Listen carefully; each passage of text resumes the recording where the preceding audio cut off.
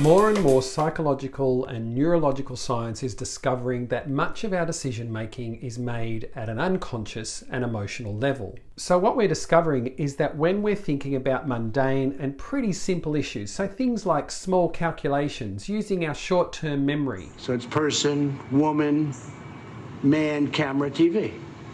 Okay, that's very good. Or even a shopping list, the brain areas associated with rational planning, like the prefrontal cortex, tend to be more active. But when we're thinking about difficult, exciting, interesting activities like investing in a new business or starting a new relationship, or maybe buying a $10 million lottery ticket, the brain areas that are associated with emotion, the midbrain dopamine system, they become more active. So images, colours, music, even social discussion means that the midbrain emotional area becomes dominant and the rational part of the brain finds it hard to resist the temptation. The emotional centres of the brain simply tell the rational brain to shape up or ship out, and then a really funny thing happens. The rational part of the brain agrees with the emotional part of the brain, and then it starts to look for evidence that supports the emotional brain. It becomes like an ally in the search for reasons why the emotional choice is a good one. And all of this is going on really quickly, and unsurprisingly, we're not conscious of it.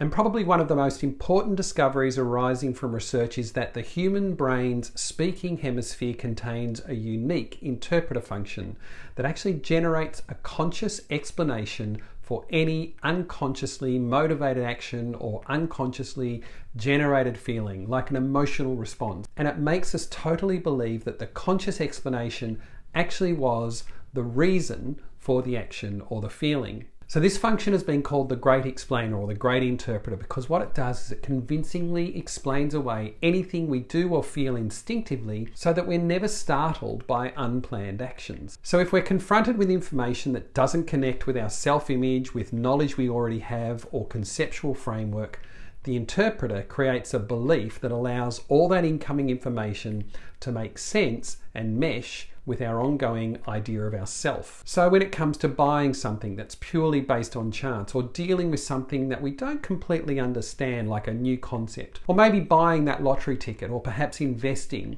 for most of us, it's our emotions that make the decision. There's simply nothing rational about it. And once we've made the decision, the optimism bias, amongst other things, kicks in to protect our ego. And to some degree, the optimism bias causes many of us to overestimate our degree of control as well as our odds of success. But it isn't a bad thing to be optimistic. It helps to protect us against depression. Models of depression often include a sense of learned helplessness and a loss of predictability and control. If we didn't make decisions based on emotions and optimism, we'd never get out of bed in the morning. And optimism makes us feel like we're in control, which is a good thing. To put it another way, we've evolved to rely on our emotions and optimism as a critical part of this. If we weren't optimistic, we would have never left the savannah in search of a better life. And the neighbours cast would spend their lives in Erinsborough simply because they couldn't imagine what life would be like in Queensland.